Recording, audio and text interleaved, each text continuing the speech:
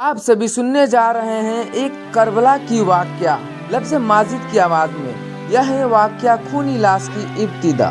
جب آپ سراف میں پہنچے تو محرم 61 ہجری کا خونی سال شروع ہوا اور اسی مقام پر حرب بن یزید تمیمی 1000 سواروں کے ساتھ آپ رضی اللہ تعالیٰ عنہ کے مقابلہ ٹھہرا۔ نماز ظہر کے وقت آپ نے حور کے لشکر کے سامنے خطبہ ارشاد فرمایا کہ میں تمہاری دعوت اور عہد و پیمان میں مطابق یہاں آیا ہوں۔ میرے پاس اس مضمون کے تمہارے خطوط اور قاصد آئے کہ ہمارا کوئی امام نہیں، آپ آئیے، شاید خدا آپ ہی کو ذریعے ہمیں سیدھے راستے لگا دے۔ چنانچہ اب میں آ گیا ہوں، اگر تم لوگ میرے ساتھ پختہ وعدہ کر کے مجھے یقین دلا دو تو میں تمہارے شہر میں چلوں، لیکن اگر تم ایسا نہیں کرتے ہو اور تمہیں ہمارا آنا ناپسند ہو تو میں جہاں سے آیا ہوں واپس لوٹ جاؤں گا۔ تبھی نماز عصر کے بعد آپ نے پھر اسی مضمون کی تقریر کی تو حور رضی اللہ تعالیٰ عنہ نے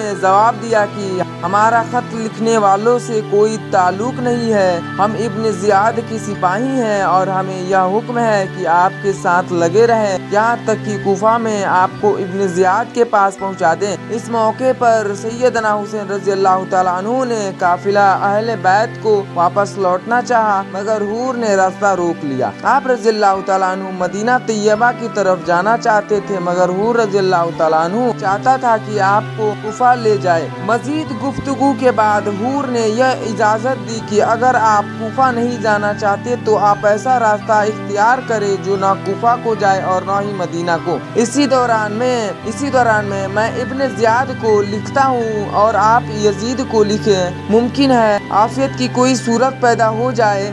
اس کردار کے بعد آپ ایک ایسے راستے پر روانہ ہوئے جس کی آخری المناک منزل کربلا تھی۔ ابن زیاد کی طرف سے حکم دیا گیا کہ قافلہ اہل بیت کو ایک ایسے میدان میں گھیر کر لے جاؤ جہاں کوئی قلعہ اور پانی کا چشمہ نہ ہو۔ اس حکم کے بعد حور رضی اللہ تعالیٰ عنہ نے مزاحمت کی یہ 2 محرم 60 ہجری کا واقعہ ہے کہ قافلہ اہل بیت اپنے آخری مستقر یعنی نینوا کے میدان کربلا میں خاموشن ہو گیا۔ زہیر بن کین رضی اللہ تعالیٰ عنہ نے کہا، یہ ابن رسول اللہ صلی اللہ علیہ وسلم آئندہ جو وقت آئے گا وہ اس بھی زیادہ سخت ہوگا۔ ابھی لڑنا آسان ہے، اس راستے کے بعد خوف جیش آئیں گے، ہم ان کے ساتھ لڑ نہیں سکیں گے۔ لیکن اس مجسمۂ صرافت و اثار نے جواب میں فرمایا کہ میں اپنی طرف سے لڑائی کی ابتدا نہ کروں گا۔ 3 محرم 61 ہجری کے عمر بن سعد 4000 فوج کے ساتھ آپ کے مقابل آ کھڑا ہوا۔ عمر بن سعد نے کرہر بن اشد حنظلی کو ملاقات کے لیے بھیجا تو سیدنا حسین رضی اللہ تعالیٰ عنہ نے فرمایا کہ مجھے تمہارے شہر والوں نے خطوط لکھ کر بلایا ہے، اب اگر میرا آنا تم کو پسند نہ ہو تو میں لوٹ جاتا ہوں۔ ابن سعد اس جواب سے بہت متاثر ہوا اور تمام واقعہ ابن زیاد کو لکھ کر بھیجا۔ اس نے جواب دیا کہ تم حسین رضی اللہ تعالیٰ عنہ اور اس کے ساتھیوں سے یزید کے بیعت لو، اگر وہ بیعت کر لے تو پھر دیکھا جائے گا۔ اس کے بعد ہی دوسرا حکم یہ پہنچا کہ قافلہ اہل بیت پر پانی بند کر دیا جائے۔ اس حکم پر ابن سعد نے 500 سواروں کا ایک دستہ دریائے فرات پر پانی روکنے کے لیے متعین کر دیا۔ اس دستے نے 7ویں محرم سے پانی روک دیا۔ عبداللہ بن ابو حسین سامی نے سیدنا حسین رضی اللہ تعالیٰ عنہ سے مخاطب ہو کر کہا، حسین رضی اللہ تعالیٰ عنہ پانی دیکھتے ہو کیسا آسمان کی جگر کی طرح چھلک رہا ہے، لیکن خدا کی قسم تمہیں ایک قطرہ بھی نہیں مل سکتا، تم اسی طرح پیاسے مرو گے۔ اس کے بعد 9 محرم کو عصر کے وقت اس نے فوج کو تیار کا حکم دے دیا۔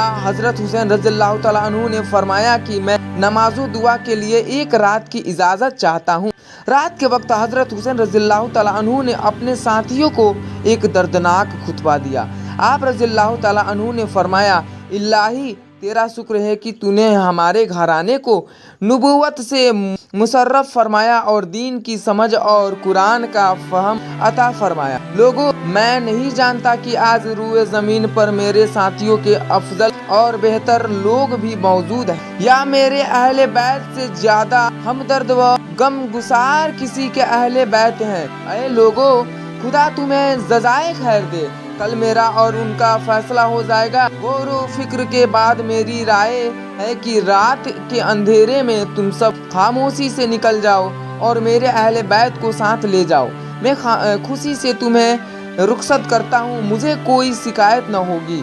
یہ لوگ صرف مجھے چاہتے ہیں اور میری جان لے کر تم سے غافل ہو جائیں گے۔ حضرت سیدنا حسین رضی اللہ تعالیٰ عنہ کے ان الفاظ سے اہل بیت فترے بے قراری سے تڑپ اٹھے اور سب نے بالاتفاق آپ سے وفاداری اور جانثاری کا عہد کیا۔ جب وفاداروں کی گرم جوشی ختم ہوئی تو نماز کے لیے صرف آراستہ کی گئی۔ سیدنا حسین رضی اللہ تعالیٰ عنہ اور ان کے رفقا ساری رات نماز، استغفار، تلاوت قرآن، دعا و ترجمہ میں مشغول رہے اور دشمن کے تیغ بکف سوار رات بھر لشکر حسین رضی اللہ تعالیٰ عنہ کے گرد چکر لگاتے رہے۔ 10 محرم 61 ہجری کو جمعہ کے دن نماز فجر کے بعد عمرو بن سعد 4000 سواروں کو لے کر نکلا۔ حضرت حسین رضی اللہ تعالیٰ عنہ نے بھی اپنے شہاب کی سرپ قائم کی۔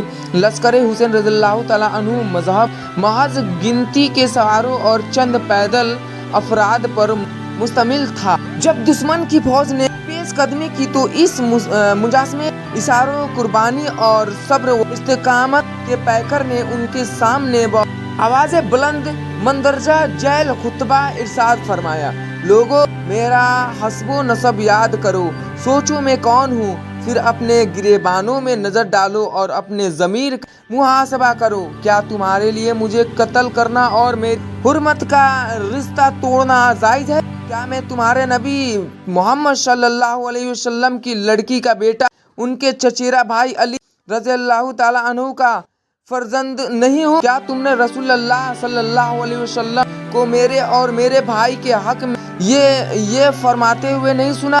جوانان جنت کے سردار، اگر میرا بیان سچا ہے اور ضرور سچا ہے کیونکہ میں نے اب تک جھوٹ نہیں بولا، تو بتاؤ، کیا تم برہنہ تلواروں سے میرا مقابلہ کرنا چاہتے ہو؟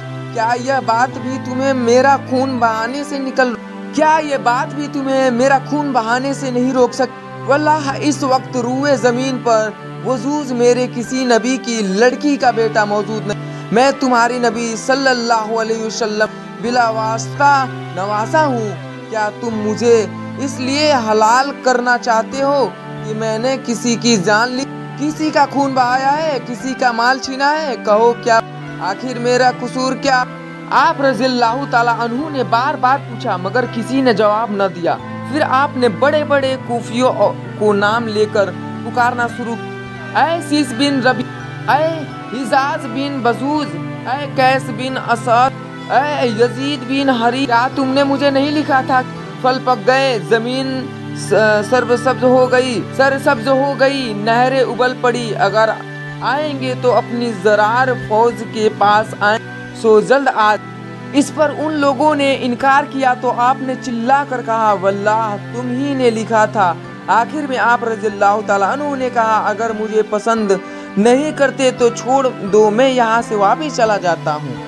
قیس بن اسد نے کہا: آپ اپنے آپ کو اپنے مزاجاتوں کے حوالے کر دیں۔ اس کے جواب میں آپ رضی اللہ تعالیٰ عنہ نے فرمایا: واللہ میں ذلت کے ساتھ کبھی اپنے آپ کو ان کے حوالے نہ کروں گا۔ جس وقت ابن سعد نے فوج کو حرکت دی تو حور رضی اللہ تعالیٰ عنہ نے ان سے کٹ کر اہلدان ہونے لگا تو جر بن اوس نے اس سے کہا: مجھے تمہاری حالت مشتبہ معلوم ہوتی ہے۔ حور رضی اللہ تعالیٰ عنہ نے سنجیدگی سے جواب دیا: خدا کی قسم، میں جنت یا دوزخ کا انتخاب کر رہا ہوں۔ باخدا میں نے جنت منتخب کر لی ہے، یہ کہا اور گھوڑے کو ایڑ لگا کر لشکر حسین رضی اللہ تعالیٰ عنہ میں پہنچ گیا اور نہایت عاجزی اور انکساری سے معافی کا استغفار ہوا۔ آپ رضی اللہ تعالیٰ عنہ نے اسے معاف فرمایا۔ آج کی واقعہ میں بس اتنا ہی۔ اگلے واقعہ میں بتاؤں گا کہ جنگ کی ابتدا کیسے ہوئی، جنگ آخرکار کیسے ہوا، حضرت رضی اللہ تعالیٰ عنہ کو کیسے بے دردی سے قتل کر دیا گیا اور ان کے ساتھیوں کو بھی مار دیا گیا۔ لاسٹ یہی کہوں گا، چینل پہ آئے ہیں تو چینل کو سبسکرائب کر دیں اور ویڈیو کو لائک کر دیں۔